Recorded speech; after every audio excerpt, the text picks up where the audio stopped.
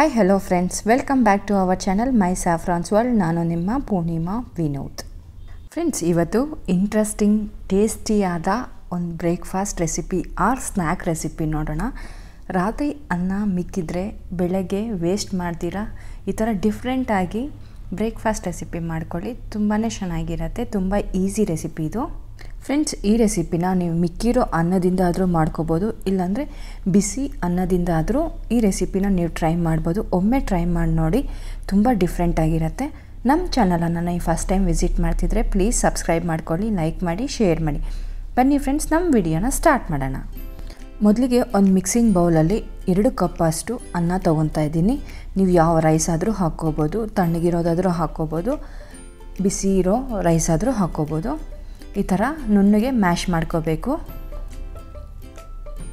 ರಾತ್ರಿ ಅನ್ನ ಮಿಕ್ಕಿದ್ರೆ ಬೆಳಗ್ಗೆ ನೀವು ಈ ಥರ ಟ್ರೈ ಮಾಡ್ಬೋದು ಬ್ರೇಕ್ಫಾಸ್ಟ್ ರೆಸಿಪಿಯಾಗಿ. ಇದಕ್ಕೆ 1 ಕಪ್ ಅಷ್ಟು ಉಪ್ಪಿಟ್ಟು ರವೆ ಹಾಕ್ತಾಯಿದ್ದೀನಿ. 2 ಕಪ್ಪು ಅನ್ನ, 1 ಕಪ್ ಅಷ್ಟು ಉಪ್ಪಿಟ್ಟು ರವೆ. ಈಗ ಇದನ್ನ ಮಿಕ್ಸ್ ಮಾಡ್ಕೊಳ್ಳಿ. ನೀವು ಸ್ಪ್ಯಾಚುಲಾಯಿಂದ ಕೈಯಿಂದನೇ ಮಿಕ್ಸ್ ಮಾಡ್ಕೊಳ್ಳಿ, ಚೆನ್ನಾಗಿ ಮಿಕ್ಸ್ ಆಗುತ್ತೆ.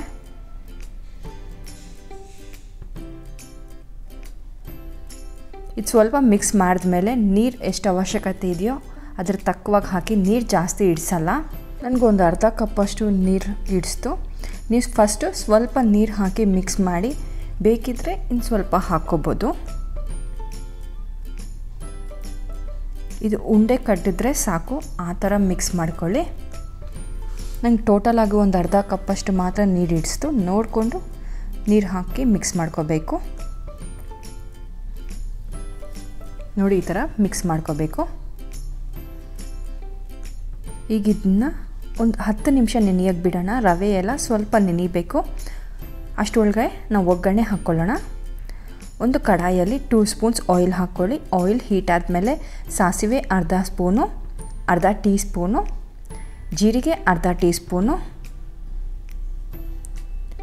ಕಡಲೆಬೇಳೆ ಅರ್ಧ ಟೀ ಸ್ಪೂನು, ಉದ್ದಿನಬೇಳೆ ಅರ್ಧ ಟೀ ಸ್ಪೂನು. ಇದೆಲ್ಲ ರೋಸ್ಟ್ ಆಗಬೇಕು. ಇದೆಲ್ಲ ಸ್ವಲ್ಪ ರೋಸ್ಟ್ ಆದಮೇಲೆ ಕರಿಬೇವಿನ ಸೊಪ್ಪು ಸಣ್ಣದಾಗಿ ಕಟ್ ಮಾಡಿಕೊಂಡು ಸೇರಿಸ್ಕೊಳ್ಳಿ.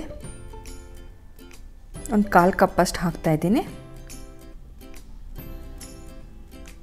ಈಗ ಸಣ್ಣದಾಗಿ ಕಟ್ ಮಾಡಿದಂತಹ ಈರುಳ್ಳಿ, 2 ಮೀಡಿಯಮ್ ಸೈಜ್ ಈರುಳ್ಳಿ ಹಾಕ್ಕೊತಾ ಇದ್ದೀನಿ. ಈ ಥರ ಸಣ್ಣದಾಗಿ ಕಟ್ ಮಾಡಿಕೊಂಡು ಫ್ರೈ ಮಾಡ್ಕೋಬೇಕು. ಈರುಳ್ಳಿ ಏನು ಪೂರ್ತಿ ಫ್ರೈ ಆಗೋ ಅವಶ್ಯಕತೆ ಇಲ್ಲ, ಅರ್ಧ ಫ್ರೈ ಆದರೆ ಸಾಕು.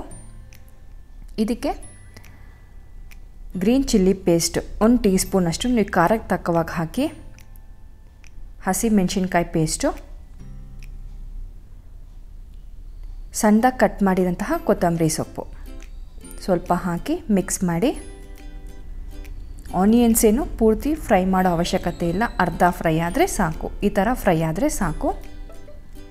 ಈಗ ಇದನ್ನು ರವೆ ಮತ್ತು ಅನ್ನ ಮಿಶ್ರಣದಲ್ಲಿ ಸೇರಿಸೋಣ. ಇದು 10 ನಿಮಿಷ ನೆಂದರೆ ಸಾಕು. ನಾವು ಆನಿಯನ್ಸ್ ಎಲ್ಲ ಸಣ್ಣದಾಗಿ ಕಟ್ ಮಾಡಿಕೊಂಡು ಒಗ್ಗರಣೆ ಹಾಕೋಷ್ಟು ಒಳಗೆ ರವೆ ನೆನೆಯುತ್ತೆ. ಈಗ ಇದನ್ನು ಸೇರಿಸ್ಕೊಂಡು ಮಿಕ್ಸ್ ಮಾಡ್ಕೋಬೇಕು. ರುಚಿಗೆ ತಕ್ಕಷ್ಟು ಉಪ್ಪು ಹಾಕ್ಕೊಳ್ಳಿ.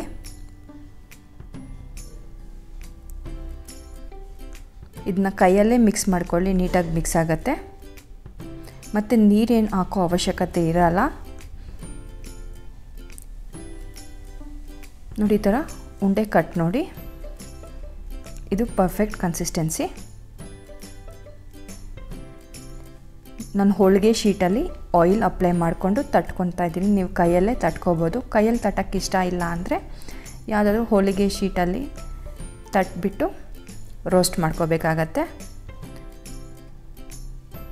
ಇದು ಸ್ವಲ್ಪ ತೆಳ್ಳಗೆ ತಟ್ಕೊಂಡ್ರೆ ರೋಸ್ಟ್ ಆಗುತ್ತೆ. ದಪ್ಪಗೆ ನಮಗೆ ಸಾಫ್ಟಾಗಿರಬೇಕು ಅಂದರೆ ಸ್ವಲ್ಪ ದಪ್ಪಗೆ ತಟ್ಕೊಳ್ಳಿ. ಇದನ್ನ ಲೋ ಫ್ಲೇಮಲ್ಲಿ ರೋಸ್ಟ್ ಮಾಡಿದ್ರೆ ಕ್ರಿಸ್ಪಿಯಾಗಿರುತ್ತೆ. ಈ ರೆಸಿಪಿ ತುಂಬಾ ಚೆನ್ನಾಗಿರುತ್ತೆ. ನೋಡಿ, ಈ ಥರ ತಟ್ಕೊಂಡು ತಾವಾ ಹೀಟ್ ಮಾಡಿಕೊಂಡು ಆಯಿಲ್ ಅಪ್ಲೈ ಮಾಡಿ.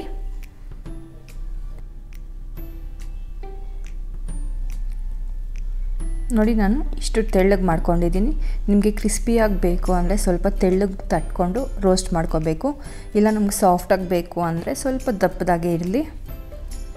ಈ ಥರ ತಟ್ಕೊಂಡು ಮೀಡಿಯಮ್ ಫ್ಲೇಮಲ್ಲೇ ರೋಸ್ಟ್ ಮಾಡ್ಕೊಳ್ಳಿ, ರೋಸ್ಟ್ ಆಗುತ್ತೆ. ಆಯಿಲ್ ಅಪ್ಲೈ ಮಾಡಿ ಎರಡೂ ಕಡೆ ಮೀಡಿಯಮ್ ಫ್ಲೇಮಲ್ಲಿ ರೋಸ್ಟ್ ಮಾಡ್ಕೊಳ್ಳಿ, ಕ್ರಿಸ್ಪಿಯಾಗಿರುತ್ತೆ. ಈ ರೆಸಿಪಿನ ನಾವು ಅನ್ನಬಿಲ್ಕುಡ ಅಂತೀವಿ.